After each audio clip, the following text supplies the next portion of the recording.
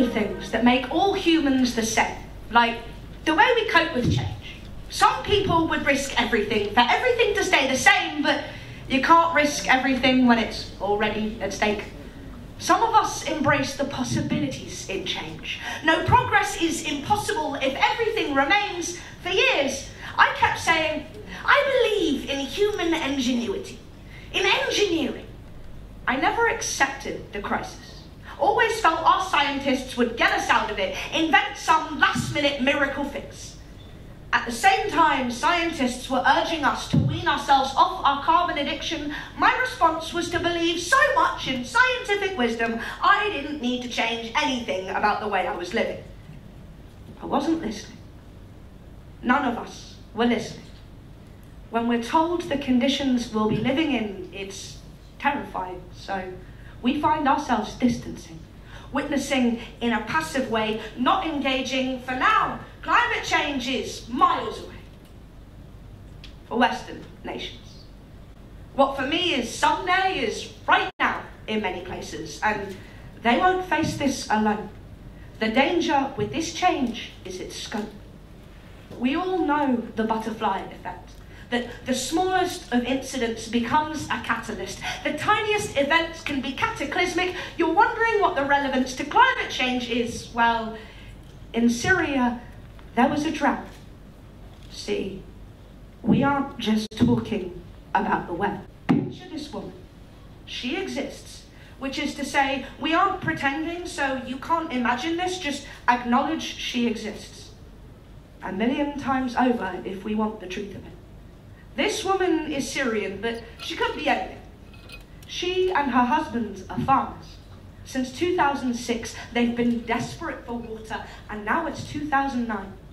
1.5 million farmers have already fled the countryside. Syrian cities destabilized because at the same time, Iraqi refugees already caused an urban population rise.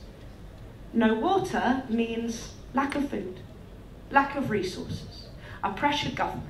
By 2015, we have millions of refugees, other nations intervening, not to speak simplistically, but this started with a drought that followed a century's worth of downward change in the amount of rain. Researchers say that drought was climate change. We aren't just talking about the weather, but we were speaking of a woman. A farmer left with nothing to farm on. She's weak. She hasn't eaten properly in many seasons, and now she's a refugee. Cramped into a crowded tent city, she's at high risk of disease. Perfect conditions for everything spreading epidemically. We've not begun to speak on her health mentally. She's been through traumatic things. Now surrounded by thousands more traumatized people, we all know she's at risk of...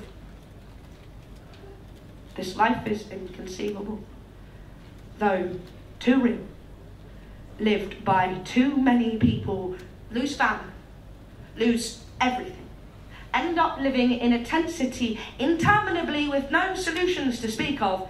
No one is going home soon. There's nowhere to go home to. The story isn't new to you. War-torn lands, refugees, we're used to this imagery. But we've never seen guns armed for water. Never known a drought to cause such violence before. Trust us to turn climate change to new causes for war. We aren't just talking about the weather. When the environment changes, everything does. We didn't quite grasp that's what the environment was. Everything. Not just greenery, but cities, buildings, culture, people. Means a female farmer has to flee home. It means millions of refugees heading for foreign coasts. Knock-on effects piling up like dominoes, because when the environment changes, everything goes. You can say these are assumptions and false extrapolations, to claim a regime change started with a lack of rain, but we can never say what will happen till after. Can only accurately predict the past. We are so dependent on climate stability, on everything behaving how it has been. When the climate changes, it's we who behave unpredictably.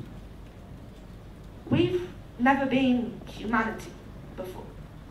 We've had allies and borderlines, only ever bonded in wartime. This is a different kind of crisis. Climate change means refugees from practically every country.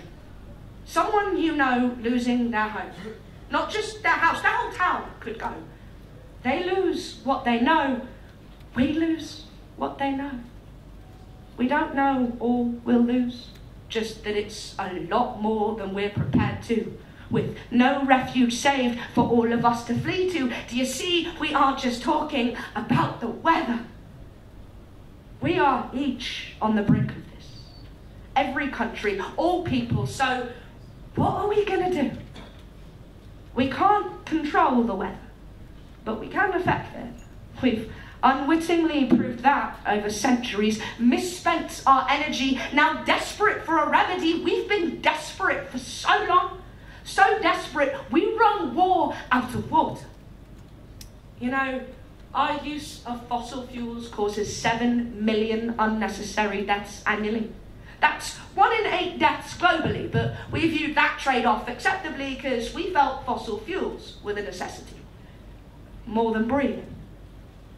More than people. Believe me, we need people now.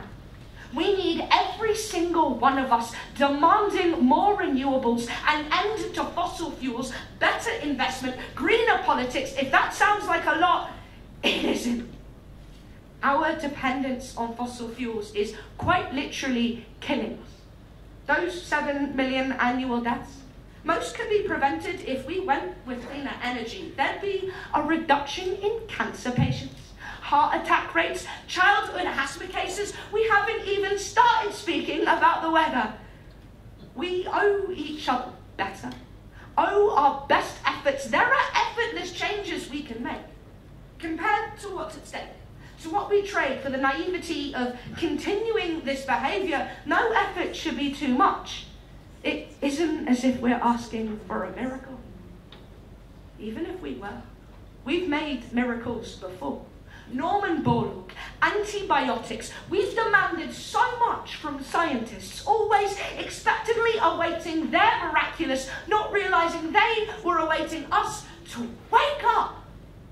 We are now forced to change course, to reduce this pollution we've caused. We can stop. And that wouldn't take a miracle.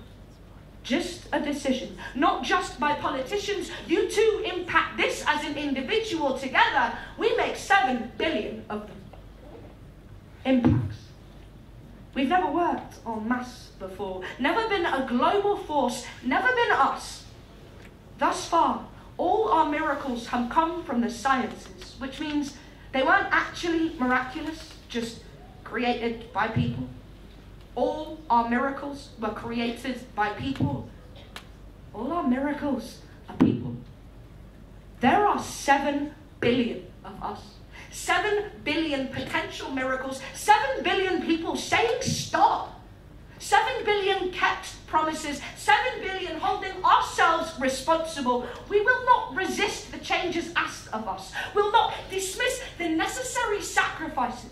I owe everyone next to me the chance to keep existing. Imagine if all 7 billion of us said that.